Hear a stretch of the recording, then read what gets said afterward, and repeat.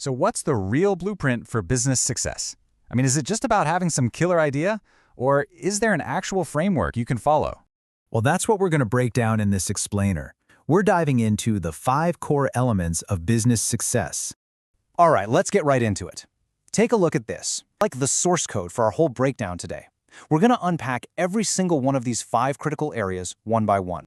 So here's the game plan. We'll start with the absolute foundation, finding the right customer.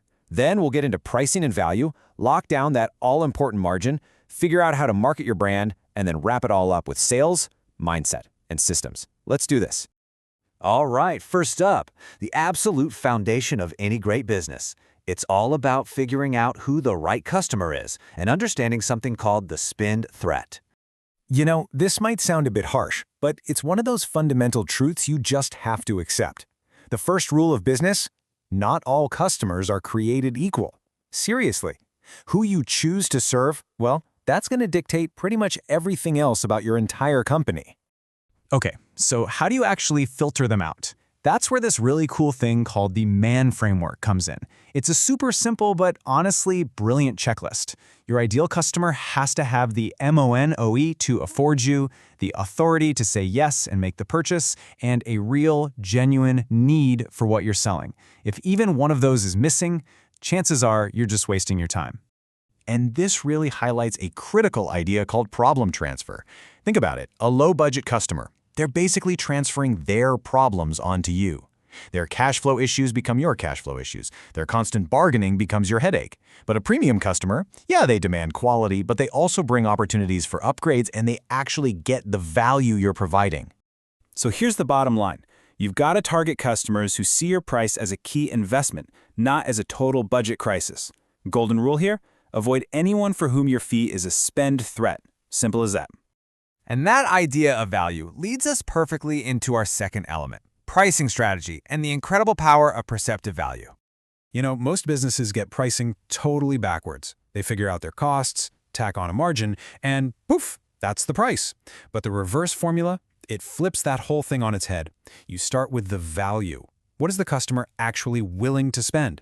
Then you subtract the margin you want to make, and whatever's left, that becomes your target cost. It's a total game changer, a value-first approach. And this right here is where your real power comes from. When your pipeline is full of those ideal customers, you suddenly have the incredible leverage to just say no.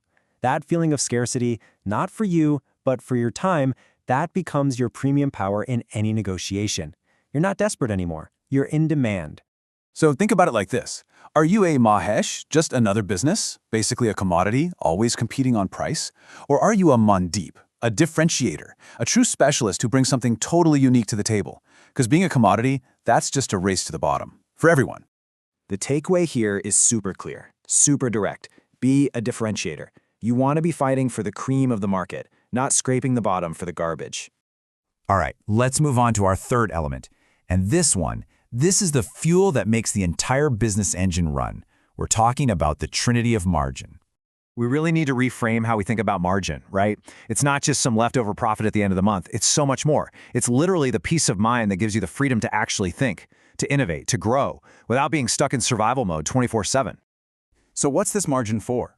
That's the Trinity. First, it has to be enough for team growth. You got to pay your people well, give them bonuses, help them grow.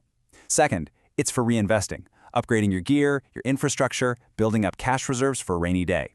And third, and this is crucial, it's for your own lifestyle and wealth. Because let's be real, the business has to serve you, too. Okay, so you've nailed down the right customer, you've got your pricing and margin sorted. Awesome. Now, how do you get more of them? That brings us to element number 4, marketing avatars and brand building. This is one of the most fundamental rules of business today. Attention is the new currency. Wherever attention goes, money will follow. Think about it. The biggest value in business isn't having a bad product. It's being completely unknown. It's being invisible. So how do you capture that precious attention? Well, the source material lays out 3 really powerful roles you can play. First, you can be the educator. You build credibility by teaching people what you know. Or you could be the entertainer, grabbing their attention with creativity and fun. And finally, you can be the storyteller, forging a real connection by sharing your own journey, struggles and all. And that brings us to our final element, the one that really ties everything we've talked about together. It's all about the sales mindset and the surprising power of boring systems. Now, this requires a massive mental shift. The sales role is actually pretty simple. The richest person in the room is usually the one who's gotten the most rejections. You have to learn to see rejection not as a personal failure, but just as a data point. It's so much better to be a rejected millionaire than a respected broke person who is too afraid to ask for the sale. And that leads to this kind of counterintuitive but absolutely vital truth.